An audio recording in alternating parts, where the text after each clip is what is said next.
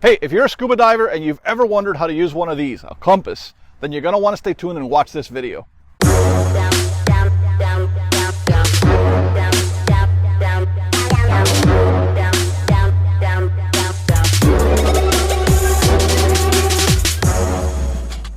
Now, before we start talking about how to actually use the compass, you need to know when you're going to use the compass on your dives. And there's 3 specific reasons why you would use the compass. The first of which is when you're using natural navigation. Now, natural navigation is when you use the environment itself in order to navigate. And in natural navigation, what you do is you look for specific distinguishing characteristics on the reef and use those in order to determine your direction and in order to remember your way out and then your way back. Now, there's times when you'll get on the reef, and as you get on the reef, you may not necessarily have something that's very distinguishing, and that's the first time that you might use the compass. So that's when you pop out your compass, you're going to take a look at the bearing on the compass, and then using that bearing and something else, maybe it's ripples in the sand, maybe it's the general direction of the current, using those 2 things, now you're going to realize, okay, this way is north, this way is south, etc. So that's the main reason why you would use it. That's the first one.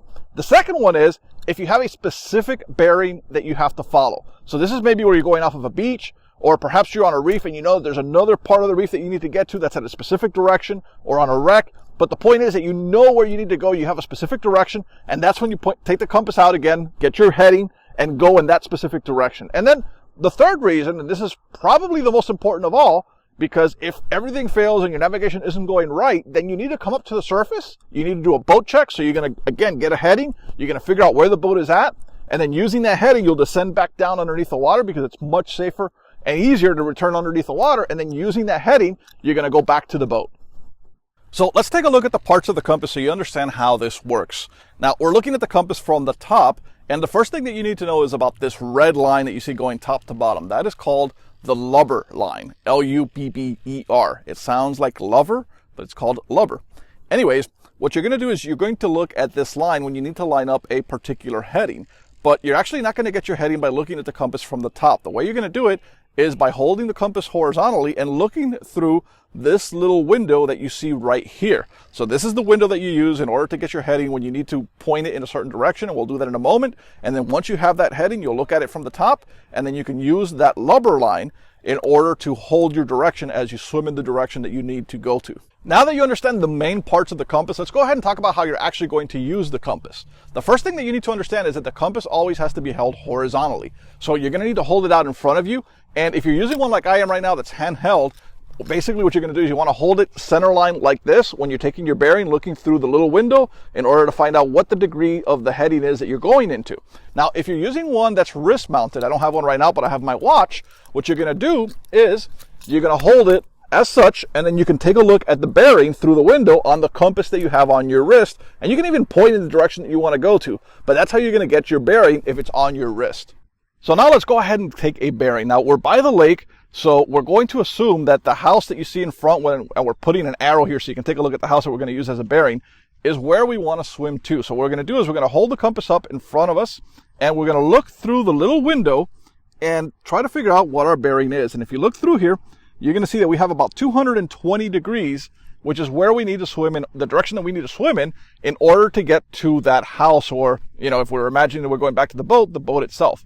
So if we look at the compass from the top now, what we're going to do is we're going to use that lubber line in order to line up and look as we're swimming in the direction of the boat. Now, something that's really worth mentioning is that whoever is taking the bearing using the compass should be the only person doing so. So if you're diving, you know, in a group of 2, 3, 4 people, there shouldn't be 4 people all getting a compass bearing and all going in the same direction, because you can have slight deviations because of magnetic deviations in the different compasses. People might have different ideas, and that's an easy way to have a group completely split apart. So it's always going to be one person who's the dive leader that's going to go get the bearing, whether it's up on the boat or the specific heading that you need to go to, and then everybody follows that person. And the other thing that's really important, if you're the person that got the bearing and is heading back in the direction, is that you obviously need to keep tabs on your dive buddy so you don't get tunnel vision just looking at your compass and forget about everybody. I've seen that happen where you just go off into the distance staring at the compass. And you also need to make sure that if you're doing this, not only do you keep sight of the person that you're with, your dive buddy, but that you also keep an eye on the environment. So I've also seen where people get tunnel vision. They're completely focused on that bearing. They're heading back to the boat, and the line might be literally 4 or 5 feet away from them, and they swim right past it because they're still looking at the compass instead of looking at the environment and everything that's around them. So if you're doing this, don't get so focused that you lose sight of everything that's around you. You still need to keep an eye out on the downline if that's what you're looking for, and you still need to keep an eye on your dive team, and it only has to be one person that's actually doing the navigating for the group. So those are the basics that you need in order to use the compass. And remember, this was not a comprehensive guide with everything that you need to navigate using the compass, but rather what you're going to be using most of the time. And remember, the compass is just one of 8 tools that you should always take in the water with you. We have a guide with the 8 navigational tools. It should be over here to my left. And if you click on that, you're going to be able to get our free guide. And also remember, if you like this video, if you found it useful, make sure you subscribe to our channel. We've got plenty of other scuba diving videos. Also, if you thought it was good, give us a thumbs up. And if you have any questions about anything or anything you'd like to add to this video, make sure you leave a comment below.